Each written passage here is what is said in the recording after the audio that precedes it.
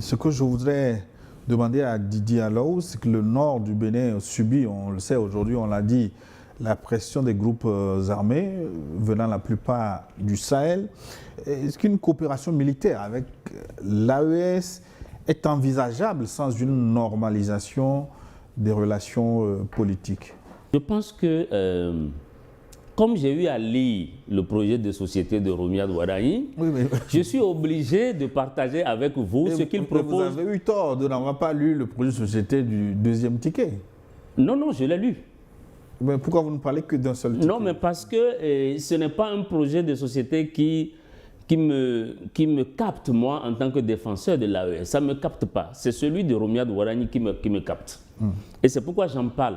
Donc, ce qu'il propose en réalité pour le plan sécuritaire, sur le plan sécuritaire, en fait, c'est un plan sécuritaire qui est pensé de manière régionale. C'est-à-dire qu'on ne peut pas lutter efficacement contre l'insécurité sans un projet commun de sécurité qui ne se limite pas seulement au pays de l'AES, mais qui se limite complètement à la région, à la sous-région. Ça, c'est le premier pilier de sa pensée. La deuxième, c'est que lui propose des projets de développement communs au pays. C'est-à-dire, on fait une synergie d'action sécuritaire, mais dans sa pensée, il se dit, mais si moi, de ce côté, je développe le nord du Bénin et que derrière la frontière avec le Niger, il n'y a pas de projet de développement convenable, et que derrière la frontière avec le Burkina, il n'y a pas de projet de développement, eh bien, ça ne peut pas efficacement résoudre le problème. Voilà pourquoi... La CEDEAO a essayé ce projet. Voilà pourquoi lui, il propose... Sans résultat. Lui, dans son projet, il propose non seulement une synergie d'action, mais il propose des projets de développement qui est commun à tous ces pays frontaliers. Donc, je crois que c'est une innovation et je crois que c'est quelque chose qu'il faut peut-être... encourager, vous l'avez dit? Pardon, encourager tout simplement. Parce que nous, ce qu'on souhaite, c'est la lutte contre l'insécurité, mais en même temps, le développement des régions qui sont les plus touchées. Alors, Excellence, comment le futur président pourra-t-il naviguer entre ses partenaires occidentaux, la France, les États-Unis d'un côté, et le virage souverainiste pro-russe des pays de l'AES?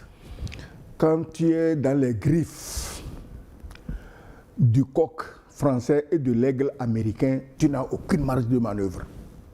Regardez ce qui est en train d'arriver aux pauvres pays du Golfe, les pays arabes du Golfe. Pourtant, ils sont richissimes. Mais regarde ce qui leur arrive, comment on les traite, mais vraiment comme des moins que rien. Quand un Trump dit, oui, le prince d'Arabie Saoudite va venir lui lécher les bottes. Si on peut dire ça au prince d'Arabie Saoudite, toi, le petit noir assis dans ton petit palais, sous les cocotiers là, tu crois que quel crédit on te donne? Eux, les pays que tu cites là, les Occidentaux là, ils ont leur projet. Et ils s'en foutent complètement de ce que les nègres pensent. Donc, Romuald Wadani, s'il est élu président, doit choisir entre les intérêts de son peuple et les intérêts des Occidentaux. Or, il n'aura pas le courage de choisir les intérêts de son peuple parce que ces Occidentaux ne font pas de cadeaux. Ils ne te laissent aucune marge de manœuvre. Aujourd'hui, si un pays arrive à faire entendre raison à ces pays dans leur arrogance, leur domination, c'est l'Iran. Pourquoi? Parce que l'Iran s'est préparé, il est fort. Mais toi, tu as quoi? Tu te vantes même que vous n'avez pas besoin d'armes. Vous n'avez pas besoin d'armes. C'est-à-dire que vous passez le message aux terroristes. Venez tuer nos militaires. Parce que nous, on ne va jamais les armer. Et justement, vous ne les armez pas. Maintenant, le terrorisme augmente. En ce moment, tu dis dis-moi, si les pays là veulent lutter contre le terrorisme, est-ce que le Bénin a une frontière avec la Côte d'Ivoire ou avec la France? Mais c'est chefs d'état-major de Côte d'Ivoire et de France qui viennent après un verre de champagne à Cotonou et on donne la parole au chef d'état-major de l'armée française. Ça, c'est grave. Et qu'est-ce qu'il dit? Il ne déplore pas le terrorisme au Bénin, il déplore le terrorisme dans les pays de l'AES. Quand quelqu'un est cornaqué, Romuald Wadani sera cornaqué par des gens comme ça, dis-moi quelle marge de manœuvre il a pour travailler de concert avec les pays du Sahel. Quelle marge de manœuvre il a? Rien. Il sera même plus docile que Patrice Talon. Alors on va conclure. cette émission avec le 4e axe, en explorant peut-être les pistes de réconciliation du dialogue. Sur quel levier, peut-être religieux, peut-être traditionnel, peut-être économique, sur quel levier le futur président peut s'appuyer pour actionner les premières approches de réconciliation entre Cotonou, Ouaga, Niamey et Bamako? Oui, mais moi d'abord, ma démarche, c'est de dire que le fait que Romuald Wadagni ait travaillé avec le président Talon ne fera pas de lui forcément un mauvais président ou un mauvais interlocuteur de l'AES. Je pense encore une fois que nous devons savoir raison garder et d'attendre, de ne pas précipiter les choses, de ne pas penser, de ne pas dire... Décidément, vous êtes atteint de Wadagni. Non, pas du tout. De ne pas penser que, effectivement, comme il a eu à travailler là-bas, bon, c'est fini. Donc, attendez que Wadagni soit élu. Ben voilà, c'est pour ça que moi je parle de futur président. C'est ce que je dis. Donc, c'est pour ça qu'il faut attendre que le prochain locataire de la Marina prenne fonction pour voir ce qu'il propose, quelle démarche il va mener. Donc moi, je ne pense pas du tout comme l'ambassadeur que bon, il n'a aucune marge de manœuvre, il ne peut absolument rien faire du tout. Vous savez, quand vous discutez avec les Béninois, ils vont vous dire, avant l'arrivée de Patrice Talon, on n'avait aucune idée de ce qu'il pouvait faire sur le plan du développement, sur le plan de l'industrialisation du pays. Et donc, il faut toujours attendre de voir quand les gens s'installent, ayez la patience au moins de les écouter, de regarder, de voir ce qu'ils proposent, et ensuite on jugera sur pièce pour voir si ce qu'ils proposent est convenable ou pas. Donc moi, c'est vraiment ma démarche. Alors maintenant, votre question, je crois, c'est sur quel levier, n'est-ce pas, le futur président peut s'appuyer pour régler ce problème. Mais je crois que vous avez cité tous les leviers qui peuvent être à sa disposition. Et je crois que tout d'abord, je crois que la difficulté entre l'AES et le Bénin n'est pas du tout compliquée. On sait ce que l'AES réclame. On sait où se situe le problème. Donc il suffit juste de trouver des solutions à ces problèmes et le problème est terminé. Donc je pense qu'il peut s'inspirer, il peut se saisir de tous les leviers à sa disposition, que ce soit religieux, que ce soit en tout cas tous les leviers qui peuvent lui permettre, n'est-ce pas, au futur président. Et le premier levier, à mon avis, c'est sa disponibilité, sa sincérité. Oui, mais le futur président, que ce soit Wadagni ou l'autre, mais supposons que ce soit Wadagni, s'il s'ouvre subitement à l'AES, est-ce qu'il ne va pas trahir l'ombre de celui qui lui a déroulé le tapis pour être président? Mais ça, ce sera à lui de voir. Parce que quand vous êtes président, est-ce que vous êtes président pour votre mentor? Je ne sais pas. Vous êtes président pour le pays. Mais encore une fois, j'insiste et je rappelle que dans tous les cas de figure que nous avons connus sur le continent, ça n'a pas fonctionné toujours comme on a pensé que ça va fonctionner. Donc je crois que... Et que veut le peuple béninois lui-même? Bon, un sondage scientifique n'a pas été fait, mais est-ce que ce peuple est favorable à une ouverture, à la réconciliation avec l'AES? Mais attends, si le candidat Wadagni s'inspire de l'AES, c'est parce qu'il sait que le peuple est pour l'AES. Est-ce que tu veux jeter les coris? S'inspirer de l'AES, peut-être c'est trop dit. Non, ça veut dire qu'il a dit que son programme... Oui, l'Afrique pour les Africains, peut-être qu'il a fait son programme. Recoupe le programme de l'AES. S'il l'a fait, c'est parce qu'il sait que le peuple qu'il s'apprête à diriger a un cœur qui bat pour l'AES. Et je trouve ça très malin de sa part. Donc, il ne faut pas demander qu'est-ce que les Béninois veulent.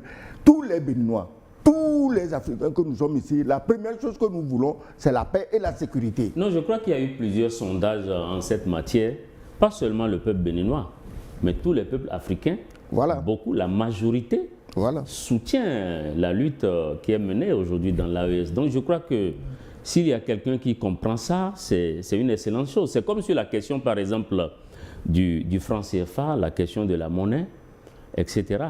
Donc, quand vous discutez avec l'entourage de Romuald Wadagni, beaucoup vous diront, mais c'est quelqu'un qui pense que la monnaie franc CFA n'est pas une bonne monnaie, que c'est une monnaie d'exploitation et qu'il est nécessaire de changer cette monnaie. Peut-être dans la stratégie qu'il aura à adopter, peut-être dans sa manière de faire, Et puis, quand vous regardez, vous sentez quand même que c'est quelqu'un qui n'est pas trop dans les discours, mais qu'on voit plutôt efficace dans les actes. Je crois que c'est une méthode de travail. C'est une méthode de travail et il faut, encore une fois, savoir raison garder et attendre de voir ce qu'il va proposer. Tu vois, tu poses un bon problème, le franc CFA. Comment crois-tu que Ouattara puisse remettre en cause le franc CFA alors que son mentor, le vieux qui est assis de l'autre côté, fait du franc CFA une question de vie ou de mort personnelle? Qui ça? Quel vieux? Celui qui a dit que le franc CFA est une chance pour les Noirs. Tu ne le connais pas? Et c'est qui? Bon, Oui. on va conclure cette émission. Parce que nous n'avons plus beaucoup de temps. Non, mais pour les devinettes. S'il y a un vieux qui est assis quelque part qui pense que le franc CFA est une très bonne monnaie, si Romuald Waragni pense que ce n'est pas une bonne monnaie, bon, je ne sais pas, qu'est-ce qu'on prend? On prend l'avis de qui? Non, Romuald Waragni étant jeune et nouveau venu est obligé d'écouter le vieux. Oui, mais ambassadeur, c'est là où vous et moi, on ne se rejoint pas. Ok. En réalité, ce n'est pas parce qu'il a travaillé avec Talon qu'il faut croire. Est-ce que j'ai dit le nom de Talon? Non, bon, enfin, il a travaillé avec Talon. C'était le ministre des Finances de Talon. Donc, je ne pense pas que parce qu'il a travaillé avec un président, que s'il s'installe, il va être exactement la copie collée de ce président. Ouais. Encore une fois, attendons de voir. Oui, une dernière question pour clôturer cette première partie. Si vous aviez une recommandation prioritaire pour le futur président, le président béninois concernant l'AES, quelle serait cette recommandation? 1 minute pour chacun. Non, mais la recommandation que moi je peux donner, elle est claire, c'est-à-dire que l'AES, c'est un marché. L'AES, c'est des richesses de sous-sol. L'AES, c'est des potentialités. Et il y a beaucoup d'autres qui sont déjà au niveau de l'AES, qui sont déjà à la table et qui sont en train d'être servis là-bas. Donc, ce qu'il faut faire, c'est de ne pas s'embarrasser du tout, de s'inviter aussi à la table. C'est tout. Eh oui. Excellence. Oui, c'est ce que j'ai dit. J'ai dit que tous nos ports alignés là, Cotonou, même Lagos, Cotonou, Lomé, Tema, Abidjan, Conakry, Dakar, grâce au pays de l'AES, tous ces ports-là ont de quoi manger abondamment. Maintenant, si tu choisis de jeûner seul, tu ne veux pas manger. Mais si toi tu es assez rassasié pour ne plus manger, laisse le peuple qui lui est affamé profiter des richesses venant des pays du Sahel, qui sont aujourd'hui les pays les plus viables pour l'avenir de l'Afrique de l'Ouest. C'est les 3 pays qui sont les plus viables. Si quelqu'un veut me dire le contraire, bon, qu'il vienne ici discuter de ça. Voilà, donc le candidat Romuald Waragni, s'il gagne, le plus bizarre, c'est que je ne connais même pas le nom du deuxième candidat. Donc, alors, Didier Alou. Voilà, Didier Alou a raison de revenir toujours sur Waragni. Mais ambassadeur, je vous connais, je sais que vous n'avez pas lu son projet. Si vous aviez lu, oui. Votre discours serait peut-être un peu nuancé. Oui, quand tu l'as lu, il fallait me le passer. Moi, je l'aurais lu avec plaisir. Parce qu'on veut des gens qui portent un changement pour les Africains. C'est tout ce qu'on veut. Des gens qui ont un réel changement à apporter pour les Africains. On ne peut pas être là les plus malheureux, les plus opprimés, les plus tués par les terroristes, les plus ceci, les plus... On ne peut pas continuer ça. Même si nous sommes pauvres, qu'on ait d'abord la paix et la sécurité pour les populations. Je crois que ce que les pays du Sahel cherchent, cela ne contredit les ambitions de personne. Tout à fait. Alors, on va marquer une pause.